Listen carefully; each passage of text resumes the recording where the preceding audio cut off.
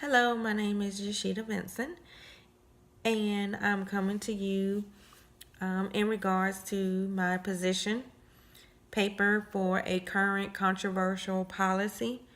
I have chosen to do the Family Medical Leave Act, which is a policy that was put into place in 1993, and it offers protection for those who are out on medical leave, whether they're having a baby or taking care of a child or a spouse or a parent.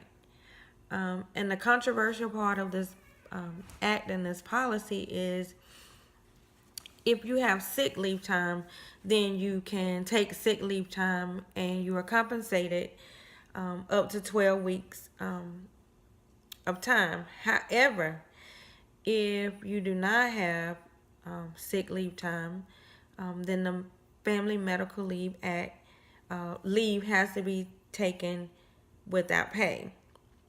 So what does that really look like? So for a typical family, that would mean that that person is out of work and there's no income.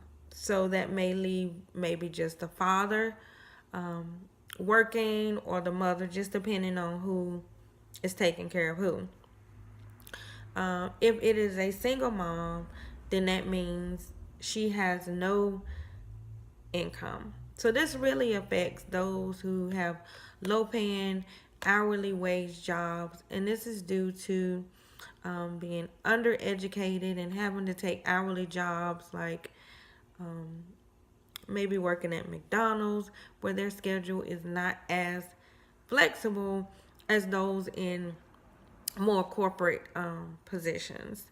So my position is I don't think the Leave Act really benefit the people who really would need to be compensated while they're out on maternity leave or medical leave where they're taking care of a family member. And this would force people to have to go back to work early. So, for example, me myself, when I found out I was pregnant with my son, I had already calculated, I'll take my six weeks off. I did have sick leave, and I had enough sick leave to cover my 6 weeks. However, before I could even go out on leave, my doctor took me out of work because I was going into labor prematurely. So I was on bed rest for 13 weeks before I even had my son. So during that time, I had to use some of my sick leave. So that still left me time after I had my son that I wasn't able to get paid. So that forced me to have to go back to work only 4 weeks after having my son. So I did not take my whole 6 weeks off because I had to get back to work because I wasn't getting paid. So I just feel like the act really doesn't benefit people who would really need to be compensated while they're out on medical leave.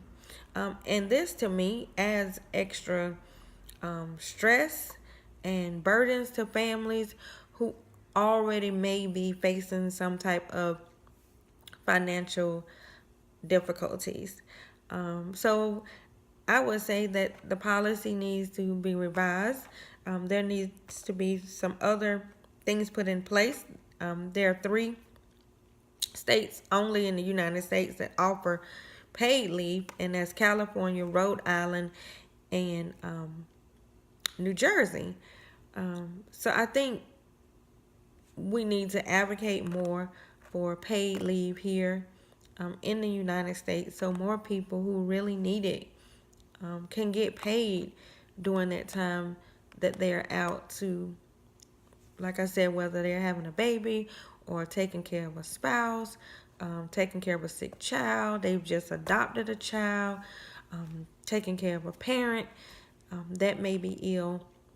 So I think there can be more done in those regards, even if it means that employees have to put so much in, say, a trust every month, and then that money's accumulated for such instances as, having to be out of work unexpectedly. Because sometimes people just can't afford to be out of work, so that forces them to not be able to take care of their family obligations because they have to be at work, because they don't have a savings, or they don't have the money to cover just everyday living expenses, or what have you. So again, the family medical leave is great, that it ensures that employees get to keep their jobs, and their insurance benefits if they have them. It's great that they could use sick leave days if they have sick leave days.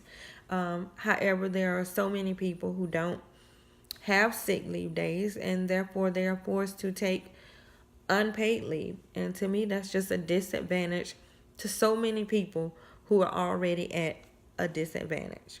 Thank you.